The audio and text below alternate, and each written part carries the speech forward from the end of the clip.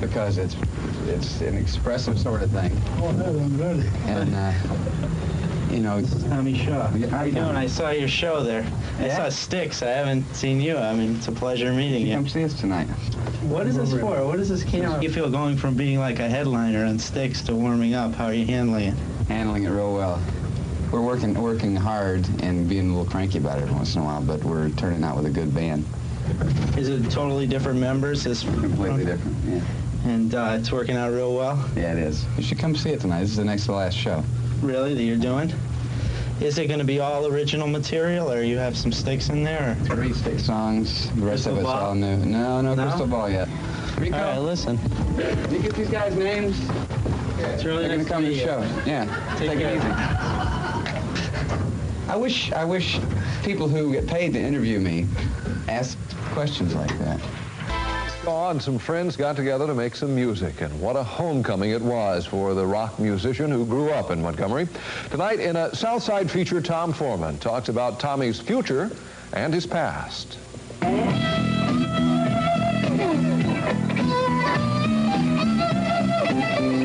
Once upon a time, Tommy Shaw found a crystal ball. It told him he'd be famous.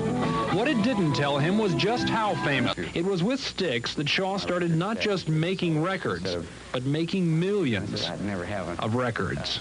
I really never thought about it. I was just having a good time doing what I was doing, playing my music and hanging out with the guys in the band. And darn if I'm still not doing the same thing, you know. He's still doing it all right, now with a new band and a new solo album.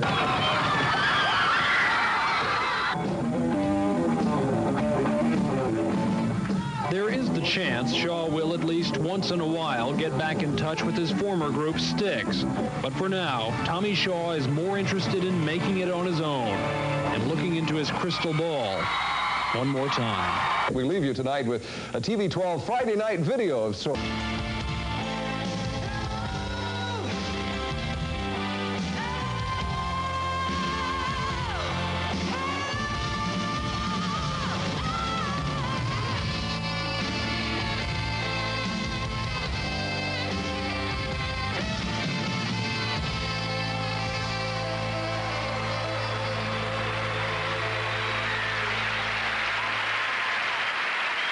We do this every day.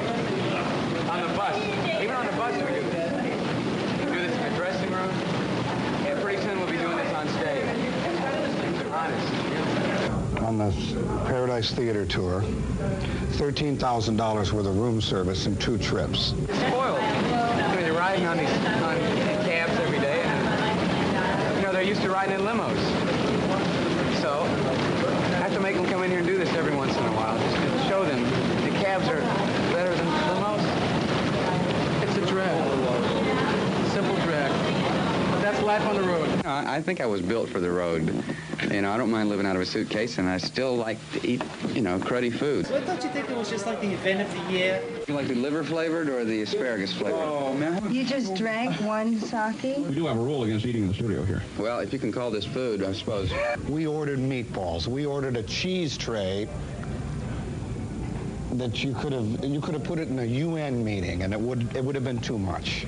We didn't eat one piece of cheese. We threw the cheese. Here's the suffering on the road. We had bathtubs full of the most expensive champagne money could buy. Bathtubs full of it. 600 pounds of ice. And we still ran out of liquor. Yes, will you send up a large pot of coffee? It's always breakfast time here. It's lunchtime. When you work these long hours like this is breakfast time. Excuse me. I know what I want, I just don't see it. The perfect combination. Everything's going to be okay.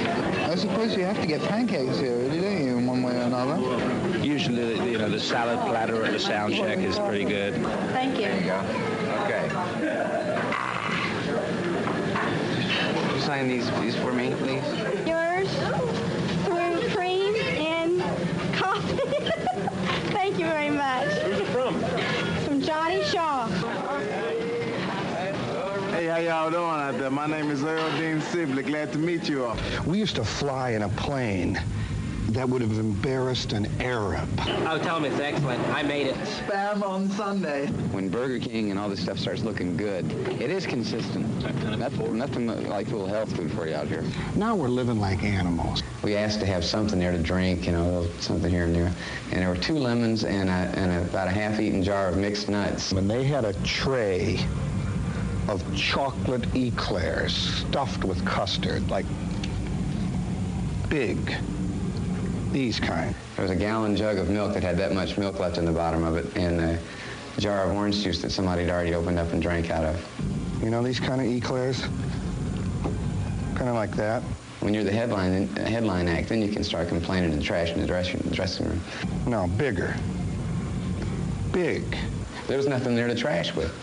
How many times can you throw a couple of lemons against the wall? And one nice thing about being an opening act. These are great bananas. These are some of the finest bananas. If you had things to do over, would you do them just the same? Or would you maybe see yourself as just a player in the game? And if hindsight's 20/20, would it help you see at all? Would you never try the mountain? Are you too afraid you'd fall? And what would you do for money? What would you do for fun? Would you leave yourself defenseless? Would you get yourself a gun?